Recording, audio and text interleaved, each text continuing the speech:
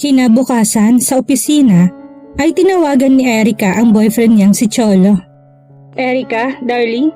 Sagot ng nasa kabilang linya. "Libre ka ba mamayang hapon? Sunduin mo ko and let's dine together. Babalikan ko na lang ang kotse ko pagkatapos." Let's see. Sandali itong nag-isip. "Dumaan ka na lang dito, sweetheart. Hindi ako sigurado kung anong oras ang tapos nitong customer ko mamayang hapon. I scheduled this special session for her." Yan bang her na yan ay spring chicken o inahin? Biro ni Erica. "You're jealous?" Tumawa to. "Si Mrs. Alfonso ang schedule ko mamaya, sweetie. Hihintayin kita, okay?" Pagkababa ng telepono ay sumandal sa swivel chair niya si Erica. Saan tanggapin ni Cholo ang alok niyang tulong at magpakasal na sila. Kinakabahan siya sa nangyari. Bumalik sa isipan ni Erica ang pangyayari kaninang umaga. Bago siya pumasok, nasa mesa silang mag-ina't nag-aalmusal. "Hindi na ako magpapaligoy-ligoy pa, Erica. Anong nangyari sa pag-uusap niyo ni Nico kagabi?" Tanong ni Eloisa habang naglalagay ng kape sa tasa. "Anong ibig niyong sabihin nangyari, Mommy?" Pag-iwas ni Erica.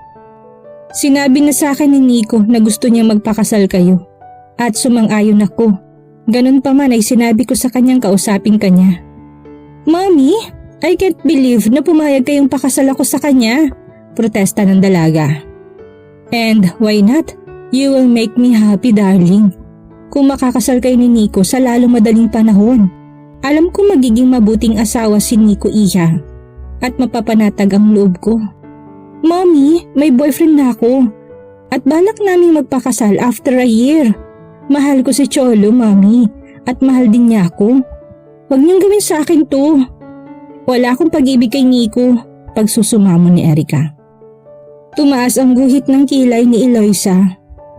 "Alin, Erica? Yung bigotilyo mong boyfriend na minsan man ay hindi ko nakitang pumanhik ng dalaw dito sa atin? Nahihiya si Cholo sa inyo, Mommy. Nag-aalangan siya na baka hindi niyo siya magustuhan dahil sa katayuan niya sa buhay." Depensa ng dalaga. Sino mang tao na malinis ang hangarin ay haharapin ng mga sirkumstansya, Erica. At hindi ako tumitingin sa bulsa ng tao bilang sukatan ng pagkatao. Alam mo yan. Makikipag-usap siya sa inyo, Mommy. You just wait. Mamayang gabi, bukas o sa susunod na araw.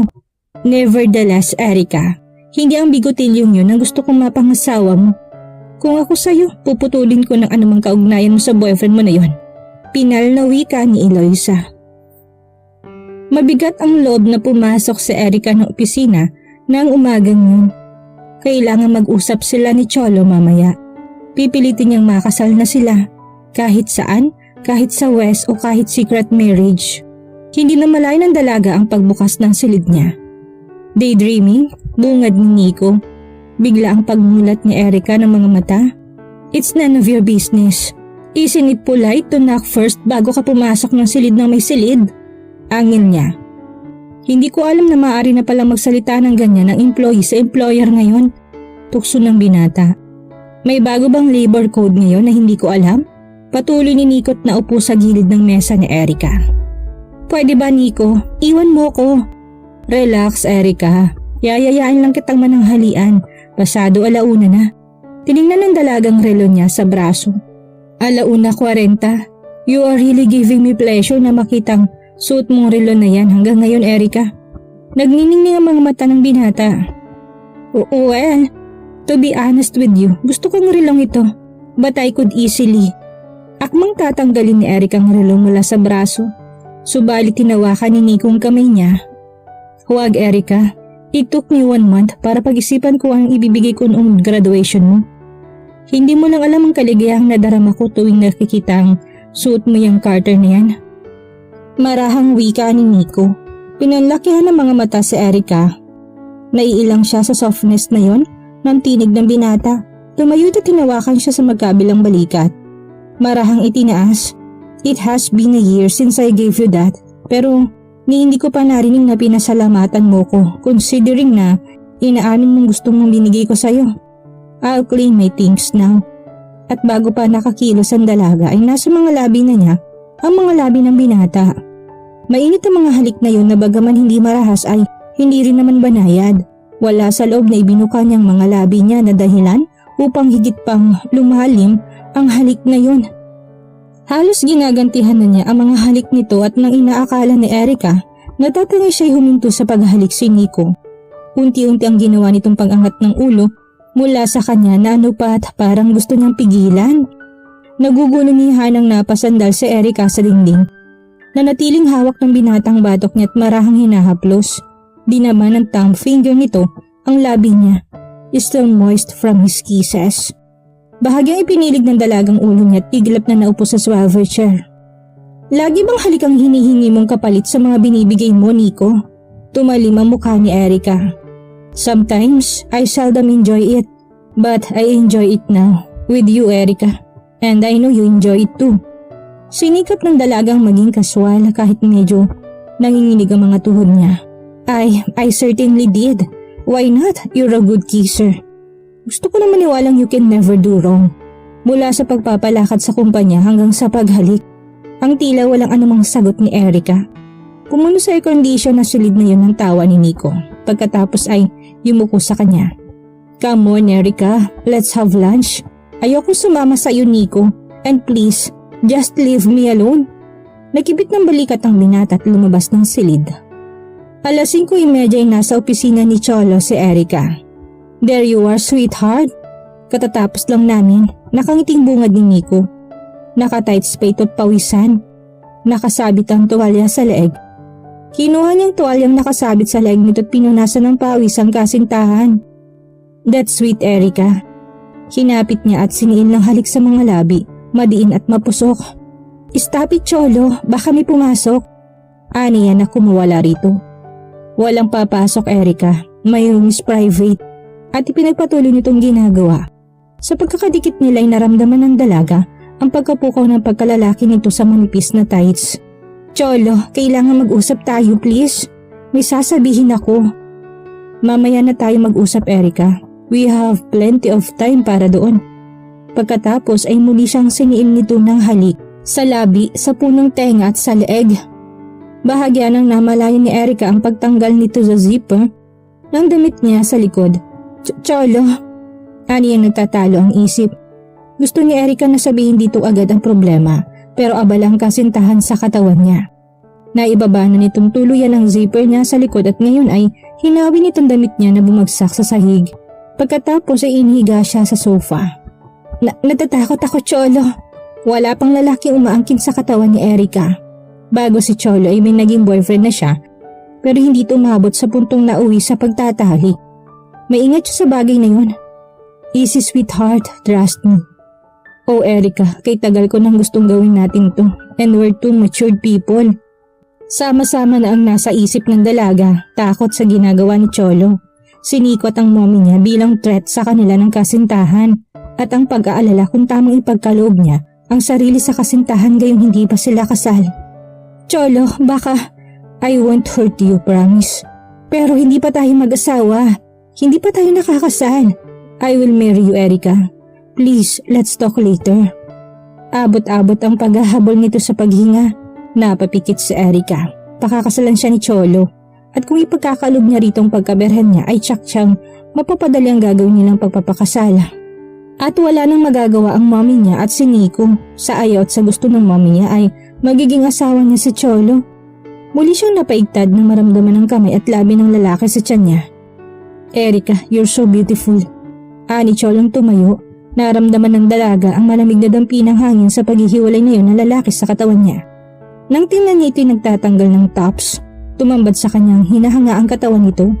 Nang hubarin ni Cholong pang ibabang tights ay binaling ng dalaga ang mga mata sa kisame.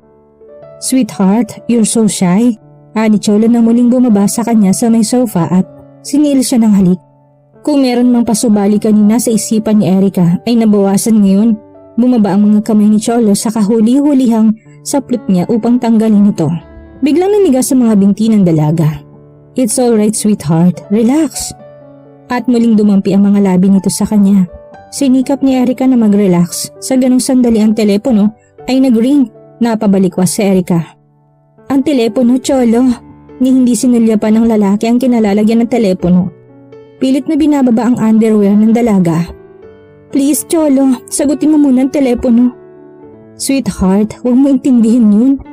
Titigil din yan. Nasa tinig nitong pagkainis. May ilang buwan na silang magkasintahan ni Erica, pero minsan man ay hindi nito nagawang umabot sila sa ganito. Subalit hindi tumigil ang telepono. Naliligalig sa Erica. Mabilis siyang tumayo at kumawala mula sa kasintahan. Please, sagutin mo na. Nagmumurang napilitang tumayo. Ang lalaki't pahablot na dinampot ang telepono. Hello! Pabulyo nitong sagot. Gusto kong makausap si Erica ngayon din. Alam ko nandyan siya.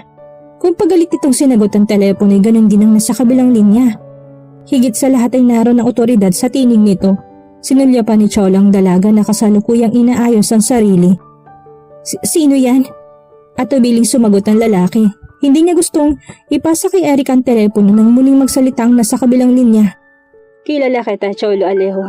Ibigay mo kay Erica ang telepono or you'll be sorry for the rest of your life. Nagtagi sa mga ngipin ng lalaki. Anong ibig sabihin ng tumatawag na to? Sinay niya sa dalagang telepono na noon ay inaabot ang zipper sa likod upang isara. Para sa'yo, nanlaki ang mga mata ng dalaga. Tinahip ang kanyang dibdib na matinding kaba. Sino tatawag sa kanya dito sa opisina ni Cholo? Paano may nakakaalam na nandito siya? May emergency ba? Make it fast, Erica. Kung ano man ang gusto niyan ay tapusin mo na kaagad. Ang naiiritang sabi ni Cholo na dinampot sa mesang sigarilyo at nagsindi. Alanganing dinampot ng dalagang telepono. Hello? Nandito lang ako sa parking area, Erica. Lumabas ka ngayon din sa opisinang yan. Ang sabi niya nasa kabilang linya. Nico? Bulalas ang dalaga. Sino yan? Si Cholo nakita ang reaksyon niya. Erica, hindi ako nagbibiro. Lumabas ka na ng opisinang yan ngayon din. Muli sabi ng binatang nasa kabilang linya. Nahalina ng galit ang pagkabigla ni Erica. Hanggang dito ba naman ay sinusundan siya ni Nico? 2 minuto, Erica, o ako mismong papasok dyan at hihilahin kita palabas. Anong karapatan mo? Subalit na wala na sa linyang kausap niya. Hello? Hello? Oh, damn you, Nico. Binaba ng dalagang telepono at mabilis na inayos sa sarili. Alam niyang gagawin ni Nico ang sinabi. Sino tumawag, Erica? Anong nangyari? Magkahalong inis at pagtatakang usisa ni Cholo. I have to go, Cholo. Saka ko na lang ipapaliwanag sa'yo. Tatawagan kita mamaya sa apartment mo. Mabilis na Erica na dinampot ang bag at halos patakbong tinungo ang pinto palabas. Binuksan ng security guard ang front door nang makita siya. Paglabas niya nahagip kagad ng mga mata niya si Nico na nakasandal sa pinto ng Land Cruiser nito. Nagpupuyos ang loob nang nilapitan niya to. Ano bang gusto mo palabasin? Bakit hanggang dito sinusundan mo ko? Bulyaw ni Erica. Hindi sumagot si Nico. Sa halip ay kinuha ang bag niyang hawak at dinukot doon ang susi ng kotse niya. Humakbang ito patungo sa gwardya. Inabot ang susi dito pagkatapos magbilin. Saka muli ring bumalik sa kinatatayuan niya. Hinawakan ni Nico ang braso niya at hinila patungo sa passenger seat ng Land Cruiser. Sumakay ka na. Ano karapatan mong gawin sa akin to, Nico? Ama ba kita? Hiyaw pa rin ni Erica na pilit umaalpas sa pagkakahawak ng binata. Huwag kang gumawa ng eksena, Erica. I can always hold you inside. Ang mabuti pa, sumakay ka na. Mihinang utos ni Nico. Hindi ako sasakay dito. May sarili akong kotse. For heaven's sake, I can't believe you're doing this to me. Ang tila nag-i-hysteria niyang sinabi. Don't worry about your car, Erica. May kukuha niyan mula sa opisina. Now, bubuhatin kita o sasakay ka ng kusa. Naroon ang matinding pagpipigil sa tinig ng binata. Kulang na lang ay maglabasan ng apoy sa mga mata ng dalaga sa galit. Pumasok siya sa sasakyan at ubos lakas na ibinagsak ang pintuan. Sumunod sa kabila si Nico. Papalabas na sila sa parking area nang matanawan niya si Cholo na nakatayo sa tabi ng gwardya. Kinapa ng dalaga ang door handle. Gusto niyang lumabas ng Land Cruiser at tumakbo sa mga bisig nito. Don't be a fool, Erica. Warning ni Nico. Malayo na sila'y lumilingon pa si Erica. Saka pa lang niya inalis ang mga mata niya mula sa katipan na makaliko sila sa isang intersection. Nagliliyab ang mga matang binalingan niya si Nico. Ipaliwanag mo sa akin ang ginawa mo, Nico. And you'd better be good. Hindi sumagot ang binata pero inabot ang maliit na compartment sa tapat ni Eric at binuksan ito. Kinuha doon ang isang di kalakihang brown envelope at binaba sa harapan ng dalaga. Ano to? Buksan mo. Nahalinhan ng matinding kaba ang galit sa dibdib ni Erica. Pakiramdam niya'y narinig ni Nico ang tambol ng dibdib niya. Napapikit siya at sumandal. Not again, please. Not this time. Not Cholo. I really love the man. Tahimik ni Eric ang usal. Ilang sandali muna niyang pilit na kinakalmang sarili bago sa nanginginig na mga kamay ay unti-unting binuksan ang envelope. May ilang pirasong papel sa loob at mga litrato. Lalong sumidhi ang kaba niya. Marahan niyang hinugot palabas ang mga litrato at tinignan nito. Halos mawala ng kulay ang mukha niya sa larawang bumungad sa kanya. Isa-isa niyang tinignan ng mga ito. No, hindi totoong mga to.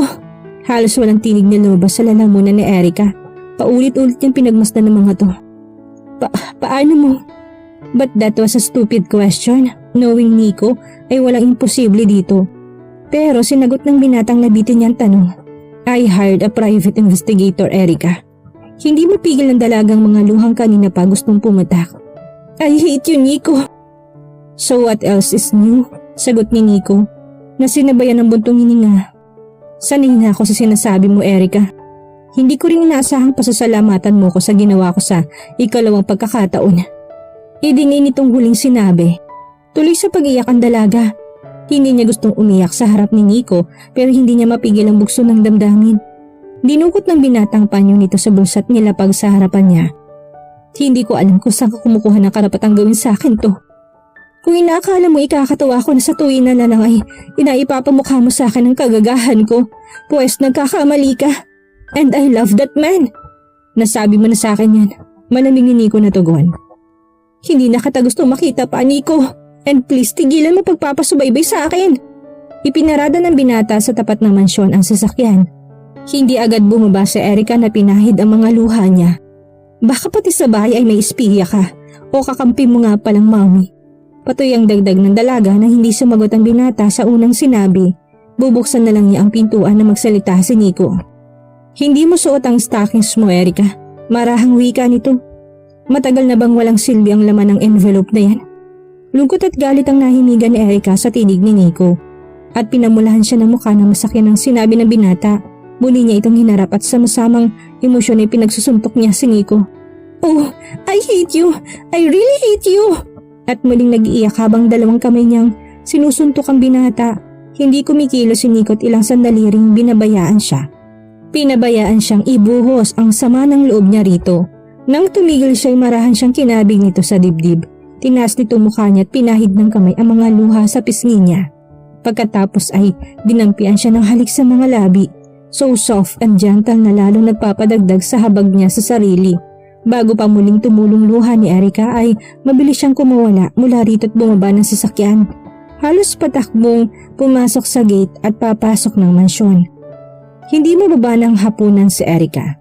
Nang gabing iyon, nagkulong at nag-iiyak siya sa silid niya. Tinitigan ang envelope sa ibabaw ng kama. Kailangan siya mismo makapagpatunay ng mga yon. Kinabukasan ni nasa tapat si Erica ng isang katamtamang laking bungalow. Mababa lang ang bakod at puti ang pintura. Nag-buzzer siya at ilang sandali pa ay lumabas ang katulong. Matapos siyang magpakilala at sabihin kung ano ang pakay niya, ay pinapasok siya nito. Inikot ng dalagang mga mata sa kabahayan. Maaliwalas at malinis ang paligid. May lego at mga laro ang nagkalat sa sahig. Ang mga kasangkapan ay tulad din marahil sa karaniwang tahanan. Sa ayos ay average ang pamumuhay.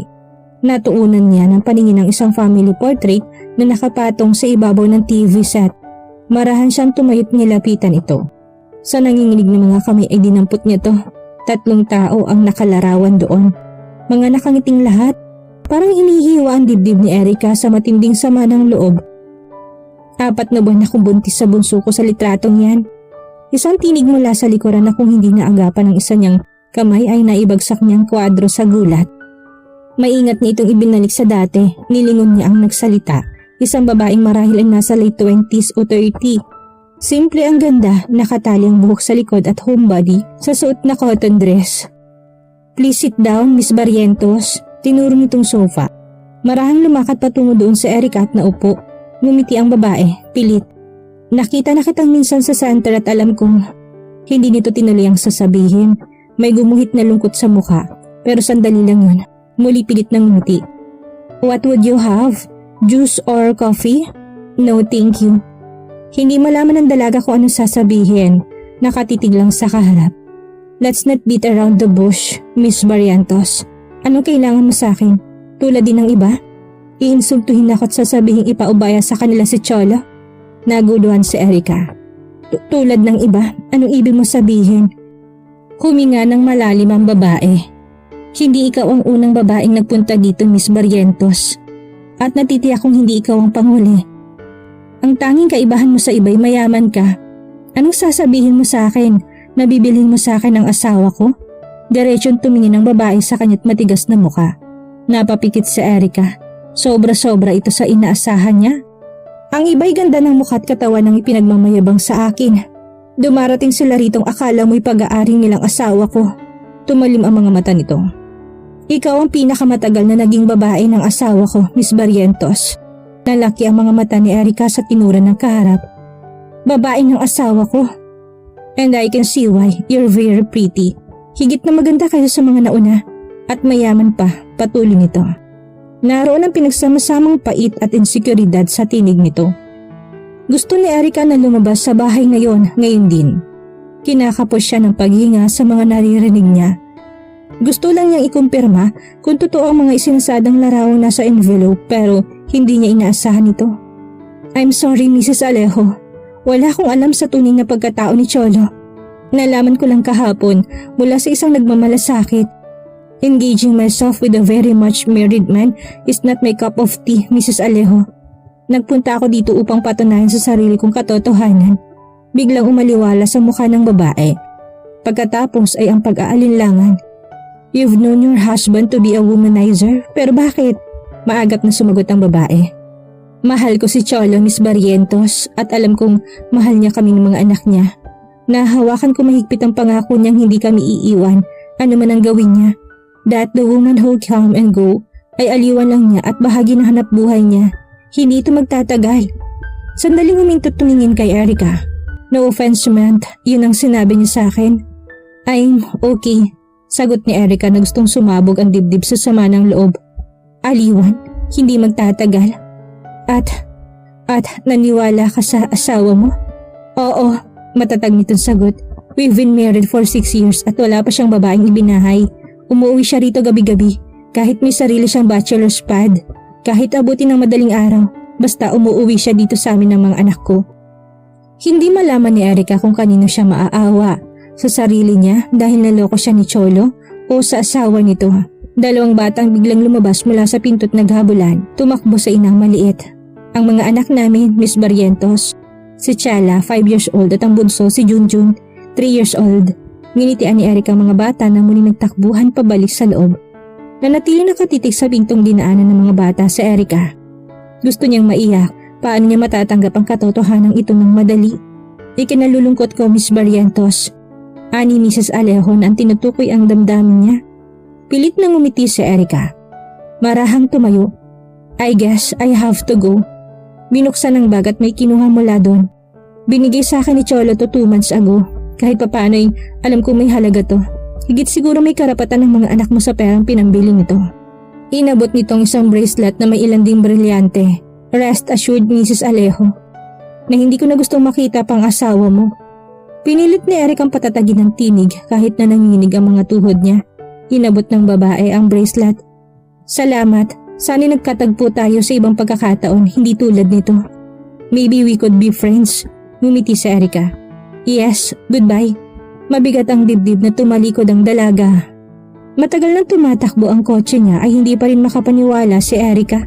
Gumuho ng lahat ng mga pangarap niya, nila ni Cholo. At ang asawa nito, martir bang tawag dito? O yun ang paraan nito upang manatiling intact ang pamilya? In some ways ay hinahangaan ni Erica ang babae dahil hindi niya yun kaya. Nasasaktan siya sa pagkaalam na dinaya siya ni Cholo at mahal niya to. Naniniwala siyang pakakasalan nito.